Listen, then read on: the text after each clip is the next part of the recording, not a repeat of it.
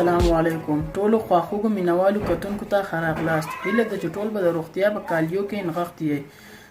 نن موږ به نن تاسو ته د ماماس په چینل کې د پښتو زده کړې درکوو. راشئ دا زده کړه راسره. یو ځل بیا ستړي مه شئ ګرانو ملګرو، خویندو ورونو. هیله لرم چې تاسو به ټول روغ او جوړ یاست. نننی لوست د لیکدود اړوند دی او په دې لوست کې تاسو ته هغه ښځینه نسبي نومونه در پیژنم چې په ښځینه یې یا لکیواله یې لیکل کیږي. نو لومړی به دا معلومه کړو چې نسبي نومونه څه ته وایي. هغه نومونه چې د یو ځای د اوسېدونکو پورې اړه لري یا د یو ملت پورې اړه لري یا د یو ټبر یعنې قبیلې پورې اړه لري، هغه نسبي نومونه وي. نو په دې لوست کې موږ ښځینه نسبي نومونو ته یوه کتنه کوو.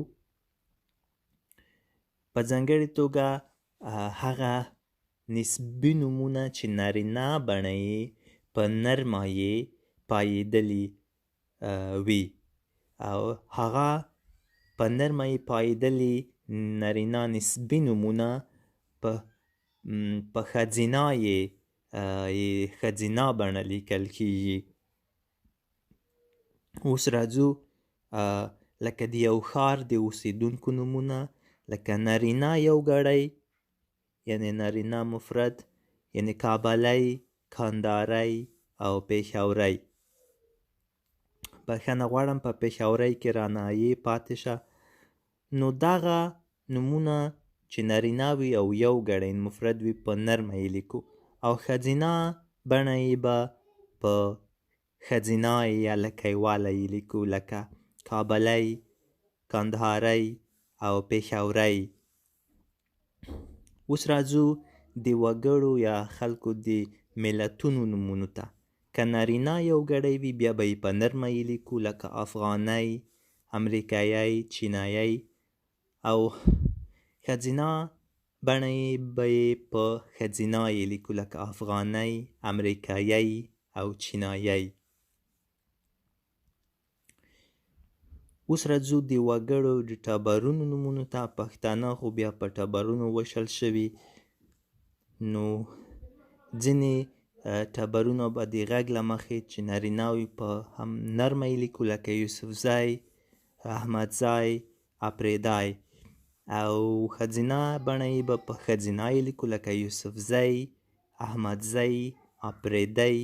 لکه ملاله یوسفزی به په ښځینه یې لیکو ځکه چې ملاله ښځینه وګړی دی او اباسین یوسفزی به په نرمه یې لیکو ځکه چې اباسین نارینه وګړی. نو دا